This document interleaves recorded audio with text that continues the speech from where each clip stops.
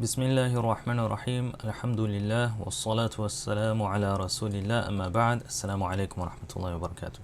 Today I want to share a book with you and go over the importance of this book and how I utilize this book for an intensive course that I just recently had. I had a few source materials for this intensive. Among them was this book here. This was one of my primary sources for the intensive. al-Madkhal ila al-Qira'at. First of all, what is Qira'at? Qira'at is the science of the recitation of Quran, its various modalities, the way it was sent down to the Messenger of Allah sallallahu alaihi wasallam, how he disseminated the Quran and its recitation to the Sahaba, how they in turn gave that to the Tabi'un, etc., etc., until our age today. And so this book, it goes over the major aspects of the field. Al-Madkhal means an introduction. Ila ilmi al-Qira'at, an introduction to the field of Qira'at or the science of Qira'at. And this book is written by Al-Ustadh Al-Duktur Abdul Qayyum bin Abdul Ghafoor As-Sindi, who is a teacher in the College of Da'wah and Usuluddin, which is in the University of al-Qura, very famous university. And this is published by Ma'had al-Imam al-Shatibi, which is a very famous publication company which focuses on ulum al-Quran, the sciences of Quran, tajweed, qira'at, tafsir, etc., etc. So they have published many different works that are of note. As you can see here, it says Silsilatul Muqarrarat al-Dirasiyya number 8. This is in a line of various books that have been established for the study of Quran and Qira'at, and that this is number 8. So they had 7 other books before this that were published regarding various sciences. This is number 8. So let's take a look at what the book is all about and what it really covers. So this is the cover page, al-Madkhalu ila ilm al-Qira'at. This book was published in 1442, so only a few years ago. One thing I like to do when I pick up a book and I don't really know what it's all about is to obviously flip through the contents. And as you know, in Arabic books, the table of contents is always in the back, or most of the time in the back. So if we go to the Fihrist, or the Fihrist al-Mawdu'at, or the table of contents, you can see the major chapters that are going to be discussed in the book itself. It says here, Al-Faslu al-Awwal, Mabadi'u ilmi al-Qira'at wa bayanu nash'atihi. So this is foundational aspects of the science of Qira'at and explaining how it came about. So within this Al-Faslu al-Awwal, the first chapter, he's going to talk about the definition of Qira'at, what is the science. Then he's going to go into the hadith of Al-Ahrufu al-Sab'a. This is a very famous hadith where Rasulullah sallallahu alayhi wa sallam says, Unzila al-Qur'anu ala sab'ati ahruf. The Qur'an was revealed in 7 or sab'a ahruf. It's very hard to translate this because there's so many different opinions as to what is the sab'a. Is sab'a 7, or does it mean a lot? What does ahruf mean? It literally translates to 7 letters, but there's more meanings behind it. So he's going to talk about that hadith and its correlation to the science of Qira'at, and what that correlation may be. And there's approximately 40 different views in this regard. Of course, he sifts through many of them. He says some of them are such that we shouldn't really give it too much focus, and some are actually very serious opinions that scholars have actually considered in the past, and then he tries to come to a conclusion in that regard. And he has his own opinions as well in this book that are not elsewhere. Then he talks about Nash'atu ilmi al-Qira'ati wa marahilihi, the development of the science of ilm al-Qira'at and the marahil. Marahiluhu, the different stages of the Qira'at. How you have the different eras from the era of Rasulullah sallallahu alaihi wasallam, the Sahaba, the Tabi'un, then the ulama of Qira'at, the Qurra. Then after them, the Rawis of the Qurra. Then after them, the Turuq of the Qurra. How it was documented, how it was put into book form, all of that is discussed in that chapter there.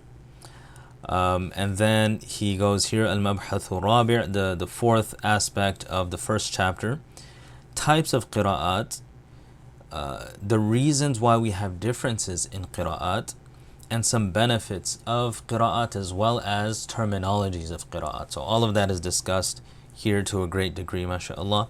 And then he goes into the fifth subchapter, طرق تلقي القراءات والإجازة فيها, ways that people receive qira'at and ways people can receive ijaza for qira'at. How a person can gain the teaching license in qira'ah of the Quran. Thereafter, he goes into أبرز الشبهات المثارة حول القراءات والرد عليها, the greatest objections or the most famous objections against the science of qira'at and how it will be refuted. So that is all part of al-Fasl al-Awwal, and then he finishes off with أثر علم القراءات في العلوم الأخرى. How does the science of qira'at correlate with all of the other sciences in Islam? How does it relate to them? What effect does it have on tafsir, on Arabic, on nahu? What effect does it have on hadith, etc.? He discusses all of that there. So all of these different sub-chapters are actually part of the first half of the books. So al-Fasl al-Awwal, the first chapter, if you will, introductions to the science of qira'at and explaining how it developed. So all of these 7 different sub-chapters will fit under that. Then he goes to al-Fasl al-Thani, the second half of the book, al-Qurā al-Ashara wa ruwatuhum wa usul qira'atihim wal mu'allafat fi qira'atihim. So here he will discuss the biographies of the 10 famous imams of qira'at, their students, the ruwat, their students, the turuq, and major aspects of their qira'at. So he actually goes into their usul, meaning how do they actually recite the Quran, what are the variations in the recitation. And then he even talks about different books that were compiled for the sake of qira'at, the most famous ones, of course. So that he covers all the imams here, you can see them. And then he goes into the Qurā of the Ashara, and then he even goes into the Qira'at Shadha, which is above the 10 Qira'at. This is an extra 4 Qira'at. He goes into those imams as well. And thereafter you have the second chapter, the second sub-chapter, where he goes into the students of the great imams, the 10 great imams of Qira'at. And these are all the students. He goes over their biographies, talks about how they recite, and that's here. How do they recite? Usul al-Qira'at al-Ashr al-Sughra. In the Ashr al-Sughra, which I will have to make another video explaining what is al-Qira'at al-Sab'a, what is al-Qira'at al-Ashra al-Sughra, what is al-Kubra, what is the Arba'a al-Shadha. Inshallah, if you're curious, let me know, inshallah, I can make a video for that. So how these imams had differences in all of these various facets of recitation. So he goes into them and says this imam and this rawi recites in this fashion. And remember, all of this is coming from Rasulullah sallallahu alaihi wasallam, and this is the field of qira'at. Thereafter, this fourth subchapter of the second half of the book deals with the most famous works in the science of qira'at. Then he goes into the fifth subchapter of the second half of the book, the different asanid, the chains of narration that we have that go all the way up to Rasulullah sallallahu alayhi wasallam, to Jibreel alayhi salam, to Rabbul Alameen, Allah subhanahu wa ta'ala, and he talks about those chains in that section. Finally, he has the third portion and the last portion of the book, al-Ulum al-Muttasilatu bil-Qira'at, sciences that have a connection with the science of qira'at. So he talks about tajweed, al-waqf wal-ibtida, the script, the counting of the ayat, the science of tawjih al-qira'at. He will discuss that here. These are all sciences that are not qira'at, but they are really correlated and intertwined with qira'at. So he goes into tawjih al-qira'at and ilm al-tahrirat. So tawjih al-qira'at is going to be reasonings behind or explanations for the qira'at themselves. Tahrirat is a science that allows a person to ensure the accuracy of qira'at. And finally, ilmu tabaqat al-Qur'a, the science of biographies of the Qur'a itself. So as you can see here, this book is loaded with all the information a person would need if they're interested in learning qira'at. I think it's absolutely essential that someone studies something like this before engaging in the sab'a qira'at or absolutely the ashara. They should know this information very well. Now, I want to show you how the book actually works after having looked at the introduction. We can go to a chapter. I'm going to skip all these sections with my notes on them. So if we go to this chapter here, the fourth subchapter, types of qira'at, and the reasons why there's a difference in the qira'at, benefits of qira'at, and explaining some of the terminologies of qira'at. So as you can see, he'll start it's very beautifully outlined. He'll have the title, and then within this subchapter of the first half of the book, he has matalib, or like you could say a tertiary subchapter within. So then he's going to highlight all of these more subchapters. And then here he talks about what a student should achieve by studying this chapter. So ahdaful mabhath, what are the goals of this chapter? And he says to explain the different types of qira'at, to show you why there are differences, etc., etc. So it's really beautifully outlined. And all the books of al-Ma'had al-Imam al-Shatibi, that publication, they're organized in such a manner. It's really easy for the student to grasp and understand. So as you can see, he starts with the first matlab, or that first subchapter within this subchapter, if you will.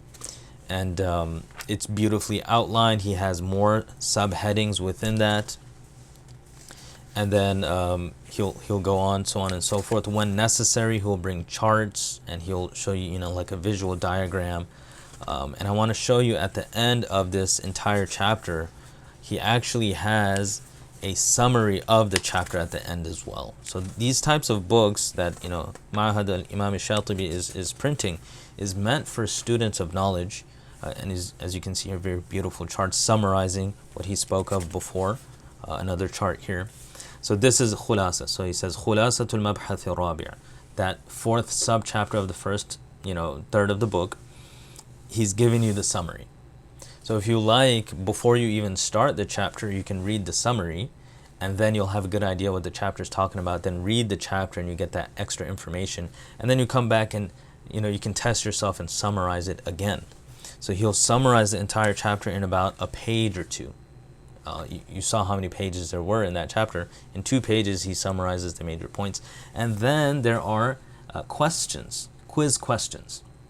So this is clear that the book has been written for the sake of dirasa, of study, and having a ustad, someone teach it, and then being able to give these questions to the students, and them testing their knowledge if they understood. In the beginning of the chapter, he says ahdaful mabhath, the goals of the mabhath. Did you get those goals or not? If you did, you should be able to answer these. And this is how he has every one of the chapters, all of these questions here. And then, as you can see again, the next chapter, he has the title, he has the subheadings of that chapter, and then he has the goals. Then you're going to see the entire chapter. At the end, there's going to be another summary, followed by more questions. So it's a really beautifully arranged book, and I found it extremely beneficial, and it helped me put together this program, as well as I had other sources, alhamdulillah, but this was one of the main sources that I utilized. So I recommend this book for anyone who is a student of knowledge, who is going to start the qira'at one day, inshallah, or intends on learning the qira'at after having become a hafiz al-Qur'an, as well as just any alim. Every single scholar of Islam should understand the qira'at, how it functions, how it got to where it is today. This is absolute essential knowledge, and I feel that at minimum, this book actually does that. It will give you the bare minimum of what you need to know. And then if you want to go above and beyond, of course, there's the more ancient sources, and those are going to be filled with a lot of knowledge. So I hope this was beneficial.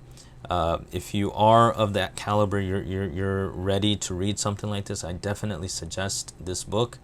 I see it coming in and out of stock in certain Islamic bookstores online. So if you do see it in stock and you really want it, then you should pick it up right away before it goes out of stock. They had a different edition. I actually have another edition of this prior to this one I purchased, and that one was not hardcover, and that was the first edition. Then I saw that they had a second edition and it was hardcover, this one, and so I purchased it again. So sometimes I do that. I purchase books over and over again due to it being a new edition or a hardcover or whatever benefit there may be in it. So we ask Allah subhanahu wa ta'ala to accept us. We ask Allah subhanahu wa ta'ala to give us beneficial knowledge. And if this was beneficial to you, I ask you to keep me in your du'as. Jazakumullahu khairan. Wassalamu alaikum wa rahmatullahi wa barakatuh.